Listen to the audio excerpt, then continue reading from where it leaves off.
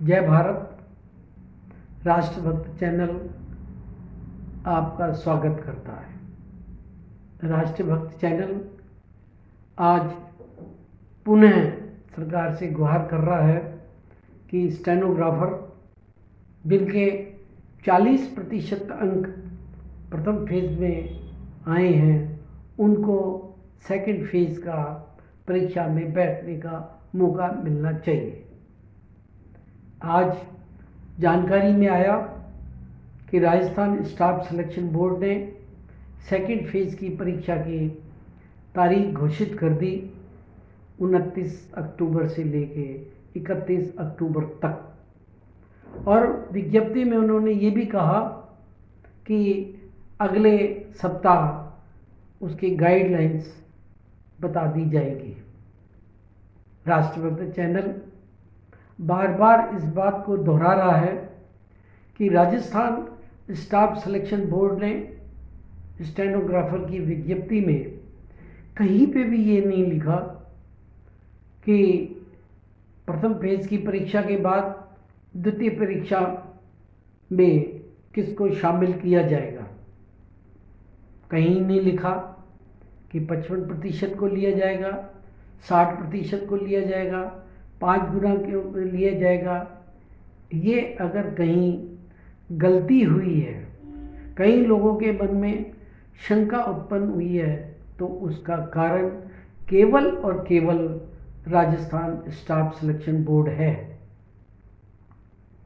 अब मैं यहाँ एक बात और कहना चाहूँगा कि 2011 में भी यही समस्या आई थी और उसमें क्या हुआ कि अंत में पुनः न्यायालय के कहने से, सरकार के कहने से, किसी के भी कहने से राजस्थान स्टाफ सिलेक्शन बोर्ड ने अपना निर्णय को बदला और सब 40% जिनको अंक आए थे सबको बैठने की परमिशन दे दी। जब राजस्थान स्टाफ सिलेक्शन बोर्ड अपनी गलती को मान के 2011 में ऐसा निर्णय ले सकता है, तो इस वर्ष ऐसी कौन सी समस्या आ रही है स्टाफ सिलेक्शन बोर्ड के सामने कि वो उन अभ्यर्थियों ने की बात मानने को तैयार नहीं है।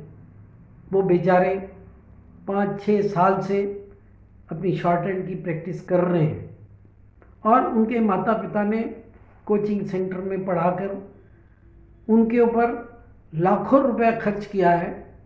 कई जयपुर में आके पढ़ रहे हैं, कोई जोधपुर में जाके पढ़ रहे हैं। छोटे छोटे कस्बों में, छोटे छोटे ज़िलों में शॉर्ट हैंड सिखाने की एक बहुत बड़ी समस्या होती है।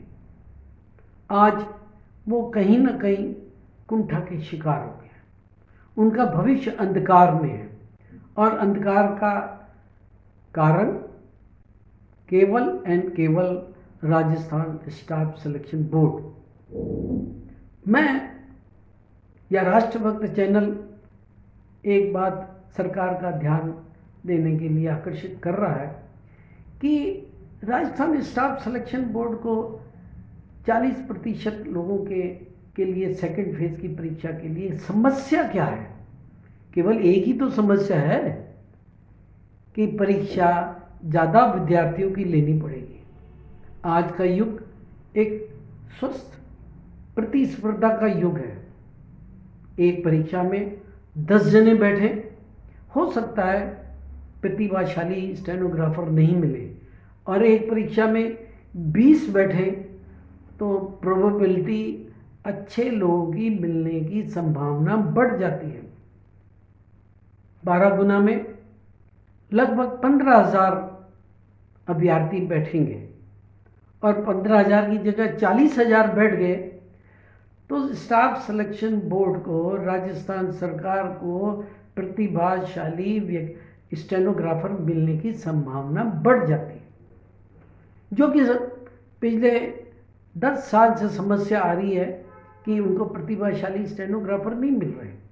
मैं पुनः राजस्थान सरकार को, अब वो अभ्यर्थी जिनके 40% के नंबर आए हैं वो 12 गुना में नहीं आए, बेचारे पिछले 1-1.5 महीने से इधर उधर इधर उधर लोगों के पास जा रहे हैं, अधिकारियों के पास जा रहे हैं, विधायकों के पास जा रहे हैं, मंत्री महोदय के पास जा रहे हैं, अपनी गुहार मुख्यमंत्री साहब के भी पास गई है, लेकिन उनको हाथ में क्या लगा? केवल निराशा। हम इस ओर भी ध्यान दें, अगर हमारी युवा पीढ़ी को निराशा हाथ लगेगी तो जैसे है ना, रुका हुआ पानी खराब हो जाता है और बहता हुआ पानी क्या होता है? वो सैलाब आता है, अच्छी से अच्छी बिल्डिंगों को नष्ट कर देता है, अच्छी से अच्छी संपत्तियों को नुकसान पहुंचाता है, खेत खलियान खराब कर देते हैं। ये युवा पीढ़ी का भी एक जल जैसा सैलाब है। उस सैलाब का उपयोग किया जाए बजाय इसके कि वो कहीं निराशा में आकर, जन आक्रोश में आकर कुछ गलत ना कर दें। जरूर नहीं है वो संपत्ति का नुकसान पहुंचाएं, जरूर नहीं है कि वो सरकार के खिलाफ बोले, ये भी हो सकता है वो निराशा में आके उनके डिप्रेशन में आ जाए। और डिप्रेशन में जब युवा पीढ़ी डिप्रेशन में आ जाती है तो वो एक अच्छे देश के लिए, अच्छे राज्य के लिए, अच्छे समाज के लिए एक अच्छे साइन नहीं माना जाता। मैं एक बात और कहना चाहूँगा, अगर हम पिछले 10 साल के इतिहास पे जाएं, राजस्थान स्टाफ सिलेक्शन बोर्ड के कितने ही परीक्षा हुई, कोई ना कोई सारी परीक्षाओं में कुछ ना कुछ समस्या आ ही गई। कभी पेपर आउट हो रहे, कभी गुनाह की लड़ाई हो रही, कभी आक्रोश आ रहा है, कहीं न्यायालय बीच में आ रहा है। क्यों ना हम इस बारे में विचार करें, राजस्थान स्टाफ सिलेक्शन की बोर्ड की इतिहास को जांचें तो कहीं पे भी स्वस्थ प्रतिस्पर्धा से परीक्षाएं नहीं हुई। कुछ कारणों से स्थगित हो गई, कुछ कारणों से परसेंटेज घटा दी गई। मतलब कहने का मतलब राजस्थान सिलेक्शन बोर्ड में ऐसे ऐसे अधिकारी जिनके ऊपर करोड़ों रुपया, अधिकारी हैं, कर्मचारी हैं, करोड़ों रुपया खर्च हो रहा है, उस करोड़ों रुपया खर्च करने के बाद भी हम प्रतिभाशाली व्यक्तियों को एक ही स्टॉक में नहीं ढूंढ पा रहे, कुछ ना कुछ समस्याओं के साथ हो रहा है।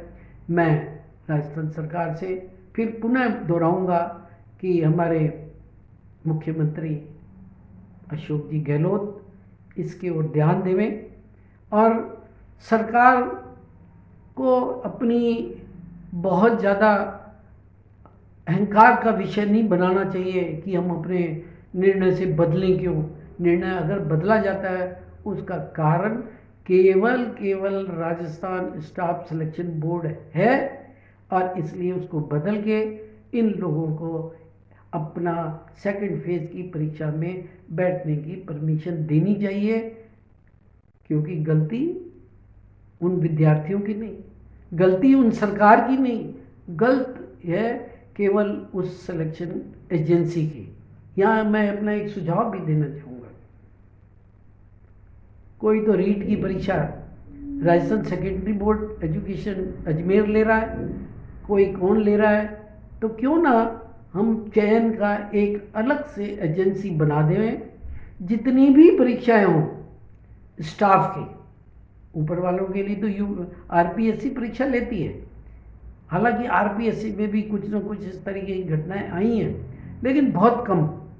यहाँ तो हर विषय पे समस्या, हर सिलेक्शन पे समस्या, हर सिलेक्शन पे समस्या।